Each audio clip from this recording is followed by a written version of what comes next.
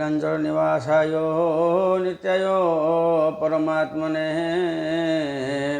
बलभद्र सुभद्राभ्यां जगन्नाथाय ते नमः।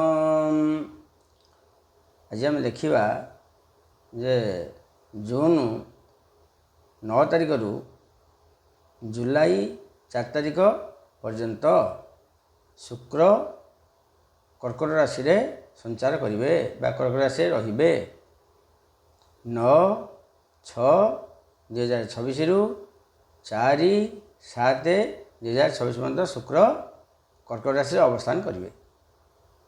मेष लग्न एवं मेष राशि भाई बहन मानकर कौन फल आसो ताको आम आलोचना करवा। प्रत्येक थर मुझे जे गोचर फल 125%। या आग हृदय जाना दरकार जे यहाँ मो जातकर ग्रह दशाफल नुह कि अंतर्दशा नुह महादशा नुह सूक्ष्म दशा नुह प्राणदशा नुह नाक्षत्रीय दशा नुह यहाँ हूँ मोर गोचर फल। बर्तमान देखा जे शुक्र हूँ मेष लग्न बा मेष राशि द्वितीयाधिपति और सप्तमाधिपति। धनर ग्रह, मुखर ग्रह, कुटुंबर ग्रह, व्यवसाय ग्रह, वाणिज्यर ग्रह, सांगसाथी ग्रह, स्त्री जगार ग्रह।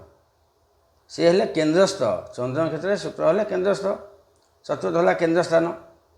सिठी बृहस्पति अच्छी शुक्र जा पहुँचले दी गुरु एकाठी हेले सेनापति मंगल देखिले दृष्टि कले चतुर्दृष्टि।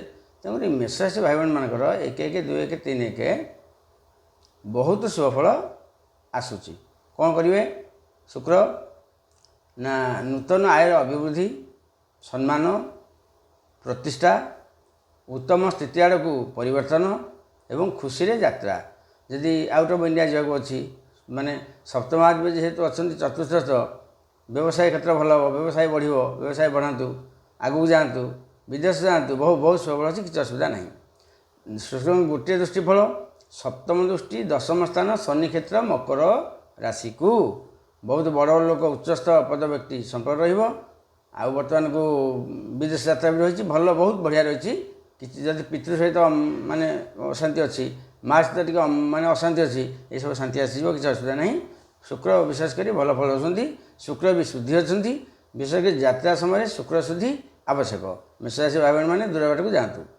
शुक्र अन्य नाम है भृगुज, दैत्य मंत्री, दैत्याध्यक्ष, पुरोहित, उषना, भार्गव, कवि, दैत्य गुरु।